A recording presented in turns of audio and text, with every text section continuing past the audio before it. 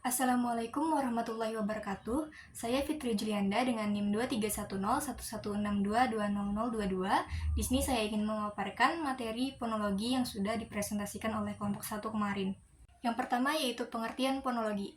Fonologi ialah ilmu bahasa yang mempelajari tentang bunyi.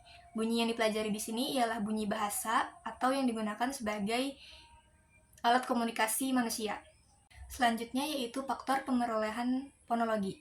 Yang pertama yaitu faktor biologis. Faktor biologis ini seperti dari orang tua, karena bunyi itu sudah kita kenal sedari bayi, yang mana bayi itu mendengar bunyi dari orang tuanya.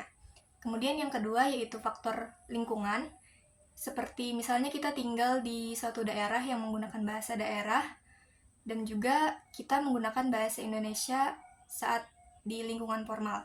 Kemudian yang ketiga yaitu faktor intelijensi.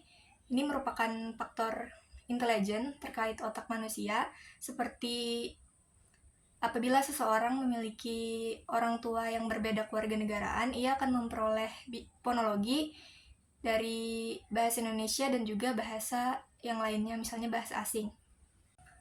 Selanjutnya yaitu subdisiplin fonologi. Fonologi ini terbagi menjadi dua, fonetik dan fonemik. Yang pertama fonetik. Fonetik ialah cabang ilmu fonologi yang mempelajari bunyi bahasa terkait apakah bunyi ini menjadi pembeda makna ataukah tidak. Fonetik terbagi menjadi tiga. Yang pertama fonetik artikulatoris. Fonetik artikulatoris ini terkait dengan artikulator manusia, yang mana itu merupakan alat ucap manusia, dan fonetik artikulatoris ini membahas mengenai bagaimana proses terjadinya bunyi bahasa.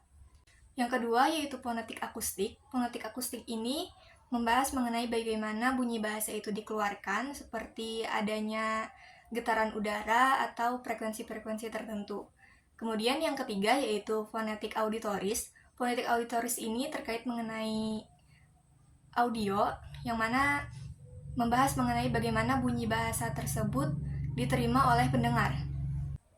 Kemudian selanjutnya yaitu fonemik. Fonemik ini merupakan cabang ilmu fonologi yang mempelajari bunyi bahasa terkait apakah bunyi tersebut membedakan makna atau tidak. Fonemik ini terbagi menjadi 6. Yang pertama yaitu identifikasi fonem, yang kedua alofon, yang ketiga klasifikasi fonem, yang keempat khazanah fonem, yang kelima perubahan fonem, dan yang keenam fonem dan grafem. Fonemik ini membedakan makna, contohnya seperti kata apel dan apel. Apel berarti buah dan apel itu upacara. Tulisannya sama, bunyinya berbeda dan maknanya juga berbeda. Sekian saja dari saya, terima kasih.